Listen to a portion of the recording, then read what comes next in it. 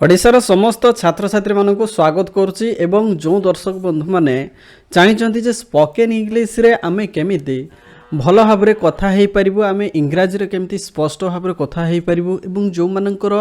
इंग्राजी रे पूरा zero level रो knowledge अच्छी जो मैंने कि जानी ना इंग्राजी रो जीरो पर्यंत जानी ना ठीक अच्छे तेणु से माने केमिति इंग्राजी रे स्पष्ट भाव में कथा हेबे तेणु सेमानक पई पूरा ट्रिकी वीडियो नहीं कि आसी जोटा कि फंडामेंटाली से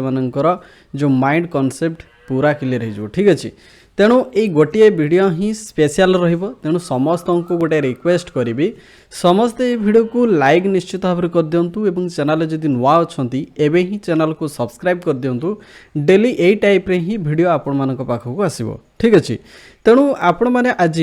केमिति जानबे जे सब्जेक्ट कौन ठीक अच्छे भार्ब कौन एवं ऑब्जेक्ट कौन गोटे सेंटेंस मेकिंग बेले ये सब्जेक्ट भूमिका कौन भार्ब भूमिका कौन एवं ऑब्जेक्ट भूमिका कौन तेणु जदि आपण यार फॉर्मूला जदि जानि जाउचंदी ताहले मु तो ग्यारंटी दे कहबी आपण काली पाखरो इंग्राजी रे कथा हवा स्टार्ट कर देबे ठीक अछि तो लेट्स स्टार्ट द वीडियो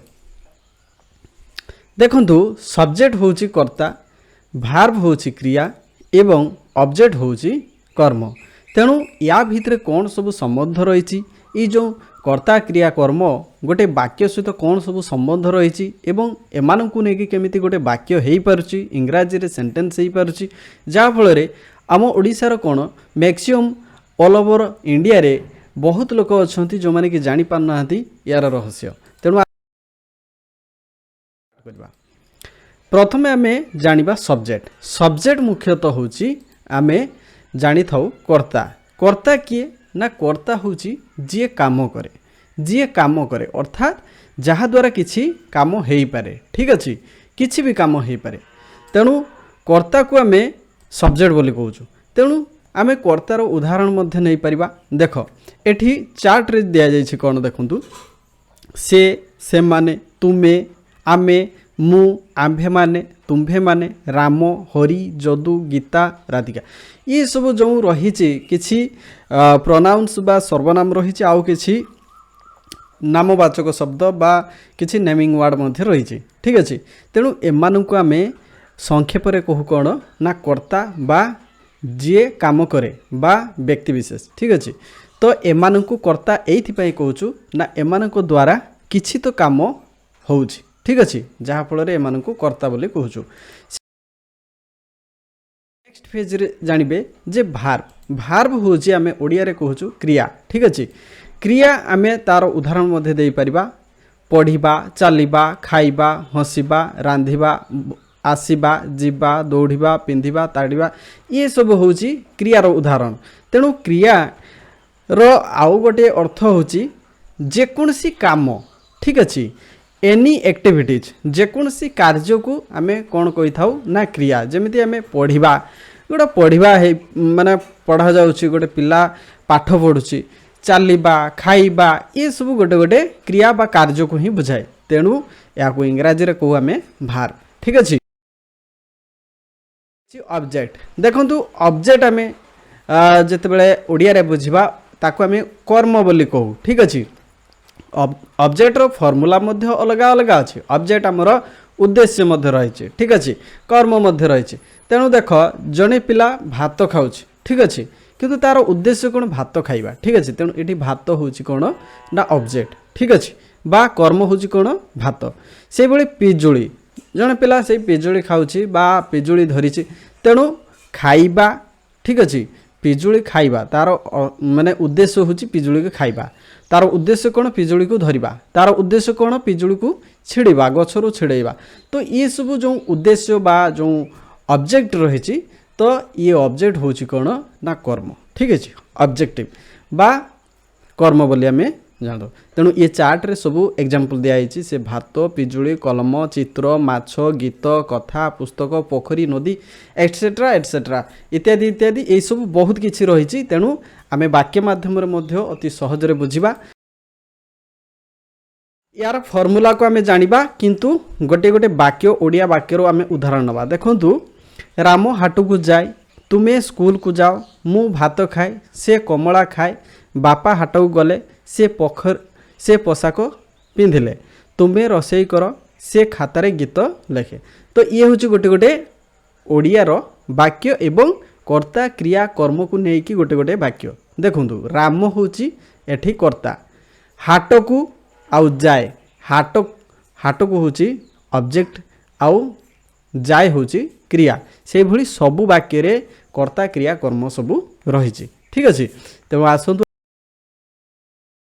କରିବା ବୁଝିବା ପାଇଁ ଚେଷ୍ଟା କରିବା। ପ୍ରଥମେ ତ ଆମେ ବାକ୍ୟ ଗଠନ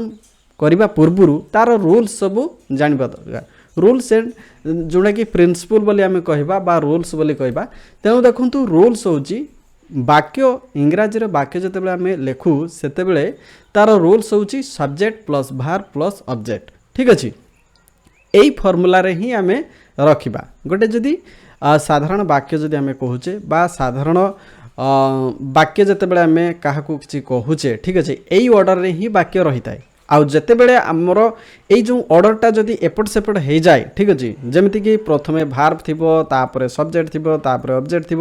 ଏମିତି ଯଦି ଏପଟ ସେପଟ ହେଇଯାଏ ତାହେଲେ ସେ ବାକ୍ୟଟା ସୁନ୍ଦର ଦେଖାଯାଏ ନାହିଁ ବା ସେ ବାକ୍ୟ ଶୁଣିବା ପାଇଁ ସୁନ୍ଦର ଲାଗେ ନାହିଁ। ତେଣୁ ଏଇ ଯେଉଁ ଅର୍ଡ଼ର ରହିଛି ବା ସବଜେକ୍ଟ ପ୍ଲସ୍ ଭାର୍ବ ପ୍ଲସ୍ ଅବଜେକ୍ଟ, ଏଇ ଯେଉଁ ଧାରାରେ ଯଦି ରହିବ ତାହେଲେ ବାକ୍ୟ ଶୁଣିବା ପାଇଁ ମଧ୍ୟ ସୁନ୍ଦର ଲାଗିବ ଏବଂ ବାକ୍ୟ ଗଠନ କରିବା ପାଇଁ ମଧ୍ୟ ସୁନ୍ଦର ଲାଗିବ। ଠିକ୍ ଅଛି, ତେଣୁ ଦେଖନ୍ତୁ ସବଜେକ୍ଟ, ଏଠି ଆମେ ଉଦାହରଣ ନେଇପାରିବା ସବଜେକ୍ଟ, ସପୋଜ ଆଇ ମାନେ ମୁଁ। ଠିକ୍ ଅଛି, ନେକ୍ସଟ ଦେଖନ୍ତୁ ଭାର୍ବ ରହିଲା କ'ଣ, ଗୋ। ନେକ୍ସଟ ଦେଖନ୍ତୁ ଟୁ, ଏଠି ଆମେ ପ୍ରିପୋଜିସନକୁ ୟୁଜ୍ କରୁଛେ, ୟା ବିଷୟରେ ଆମେ ଆଗକୁ ପଢ଼ିବା, କିନ୍ତୁ ଏଠି କେବଳ ମନେ ରଖିଥାଉ ଟୁ ଆମେ ବ୍ୟବହାର କଲେ। ନେକ୍ସଟ ଅବଜେକ୍ଟ ରହିଲା ଆମର ସ୍କୁଲ। ପିଲାମାନେ ଏଠି ମନେ ରଖ,